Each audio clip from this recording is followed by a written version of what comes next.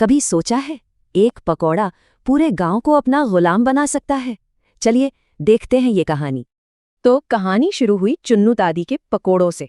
स्वाद ऐसा था कि बस पूरा गांव दीवाना हो गया। पहला ग्राहक था उपवासी, जो सीधा 12 प्लेट खा गया और फिर पूरे गांव में खबर फैला दी। और देखते ही देखते सरपंच से लेके किसान तक गांव का हर आदमी उन पकोड़ों का दीवाना हो गया। पर इस स्वाद के पीछे एक राज था। मर्दों का बर्ताव अचानक बदलने लगा था। वो अजीब हो गए थे। और फिर एक दिन चुन्नू ने एक भूखे बच्चे को धक्का दे दिया। ये पहली निशानी थी किसी गड़बड़ की। बच्चे के पिता ने इंसाफ मांगा और फैसला हुआ कि अगले दिन पंचायत बैठेगी। पर पंचायत में तो सब उल्टा हो गया। जादू में फंसे मर्दों ने चुन्नू को बचाने के लिए झूठ बोल दिया। पतियों का ये झूठ देखकर औरतें हैरान रह गईं।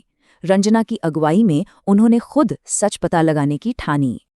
और जो उन्होंने देखा वो होश उड़ाने वाला था। गांव के इज्जतदार मर्द अब चुन्नू के गुलाम थे। सोचिए, जो गांव की शान थी वो अब उसके लिए फर्श साफ कर रहे थे, यहां तक कि चोरी भी।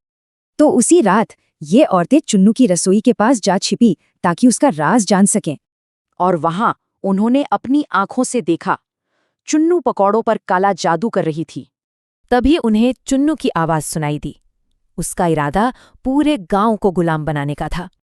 अब कुछ तो करना ही था, पर सवाल ये था कि इस खतरनाक जादू को तोड़ा कैसे जाए। और तभी उन्हें एक तरकीब सूझी। क्यों ना जादू को ही जादूगरनी के खिलाफ इस्तेमाल किया जाए। और बस वो सब अंदर घुस गईं। रंजना ने फौरन चुन्नू का हाथ पकड़ लिया। कमला ने उसे दबोच लिया और तीसरी औरत ने झट से एक जादुई पकौड़ा उठा लिया। और वो जादुई पकौड़ा उन्होंने जबरदस्ती चुन्नू के ही मुंह में ठूस दिया। पल भर में खेल पलट गया। काला धुआं उठा और चुन्नू अपने ही जादू का शिकार हो गई। अब चुन्नू उन औरतों के वश में थी। उसे सब सच उगलना पड़ा और अपनी दुकान भी जलानी पड़ी।